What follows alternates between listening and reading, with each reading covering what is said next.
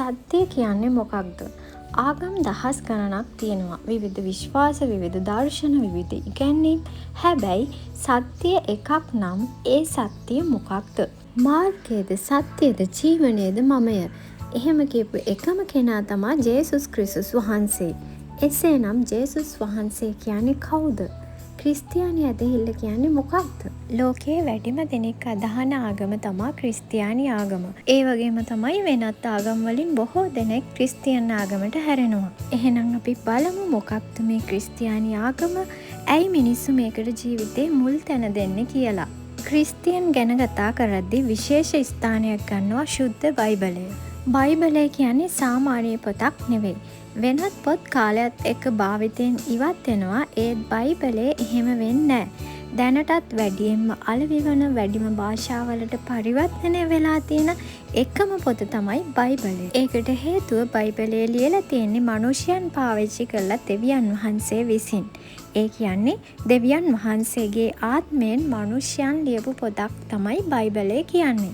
බයිබලයේ තියෙනවා ලෝකේ පටන් ගැන්මේ සිට මේ දක්වා වුණ දේවල්, ඉදිරියට වෙන්න තියෙන දේවල්, ඒ වගේම අපේ එදිනදා ජීවිතයට ජීවත් වෙන්න ඕන කොහොමද කියලා ඒ හැම දෙයක්ම බයිබලයේ ලියලා තියෙනවා.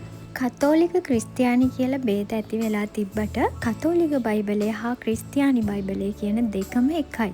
කතෝලික බයිබලය කියන්නේ අලුත් අනුවාදයට, ක්‍රිස්තියානි බයිබලය කියන්නේ පරණ අනුවාදයට. ඒ වගේම කතෝලික බයිබලයට ද්විතීය සම්මත ග්‍රන්ථ කියලා අමතර පොත් 7ක් එකතු කරලා තියෙනවා.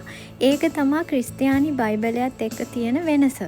අපි බලමු ක්‍රිස්තියන් කියන නම කොහොමද හැදුනේ කියලා. ක්‍රියා 11:26 කියනවා ගෝලයෝ ක්‍රිස්තියානිකාරයෝ යයි පළමු කොට කියනු ලැබුවේ අන්තියෝකියේදීය කියලා. ඉතින් ක්‍රිස්තියානි කියන නම දැම්මේ අනිත් මිනිස්සු. දෙවියන් වහන්සේ අපිට දුන්න නමක් නෙවෙයි ඒක. අනිත් දේ තමයි ක්‍රිස්තියානි කියන්නේ ආගමකුත් නෙවෙයි. ක්‍රිස්තියන් කියන්නේ Christ in you. ක්‍රිස්තුස් වහන්සේ ඔබ තුලයි කියන එක. ක්‍රිස්තියන් නැති වෙන්න හේතුව තමයි රෝම 6:23 කියනවා පාපයේ කුලිය නම් මරණයයි. නමුත් දෙවියන් වහන්සේගේ දීමනාව නම් අපගේ ස්වාමී වූ යේසුස් ක්‍රිස්තුස් වහන්සේ තුල සදාකාලික ජීවනයයි. ඒ කියන්නේ පව් කරපු කෙනෙක්ගේ දඬුවම මරණයයි. ඒකට වෙන ගෙවීමක් නැහැ. ඉතින් පව් කරපු නැති කෙනෙක් මේ ලෝකේ නැහැ. මේ ලෝකෙට ඉපදෙන හැම කෙනෙක්ම පාපයත් එක්ක තමයි එන්නේ. ආදම් මේවගෙන් එන ඒ පරම්පරාවෙන් එන පාපයත් එක්ක අපි ඉපදෙන නිසා අපි මැරෙන්න වෙනවා. ආදම් සහ ඒව දෙවියන් වහන්සේට අකීකරු වෙලා තහනම් ගහේ ගෙඩි කාපු නිසා එයාලා පාපයට වැටුණා. ඒ නිසා එයාලට සදාකාලික ජීවනයේ අහිමි වුණා. ඒ පාපය තමයි පරම්පරාවෙන් පරම්පරාවට මේ දක්වා හැම කෙනෙක්ටම ඇවිත් තියෙන්නේ. අන්න ඒකට විසඳුම තමයි රෝම 6:23 කියන්නේ. ඒ කියන්නේ හැම කෙනෙක්ම මේ ලෝකයට ඉපදෙන්නේ පාපයේ ස්වභාවයත් එක්ක. පව් කරන්නේ නැති කෙනෙක් මේ ලෝකේ නැහැ. ඒ පාපයට දඬුවම විඳින්න ඕන එක, වේදනාව විඳින්න ඕන එක, මැරෙන්න ඕන එක දෙවියන් වහන්සේම මිනිසෙක් වෙලා අපි වෙනුවට දඬුවම වින්දා. අපි වෙනුවට වේදනාව වින්දා. අපි වෙනුවට මැරුණා. ඉතින් ක්‍රිස්තුස් වහන්සේ අදහන අයට අද මරණයක් නැහැ. අපිට තියෙන්නේ සදාකාලික ජීවනය. ඉතින් මේක දන්නේ නැති අය අහනවා කුරුසේ මරණයෙන් බේරෙන්න බැරි වුණ කෙනා කොහොමද තවත් කෙනෙක්ට පිහිට වෙන්නේ කියලා. ඇත්තටම ජේසුස් වහන්සේට කුරුසේ මරණින් ගැලවෙන්න තිබ්බා.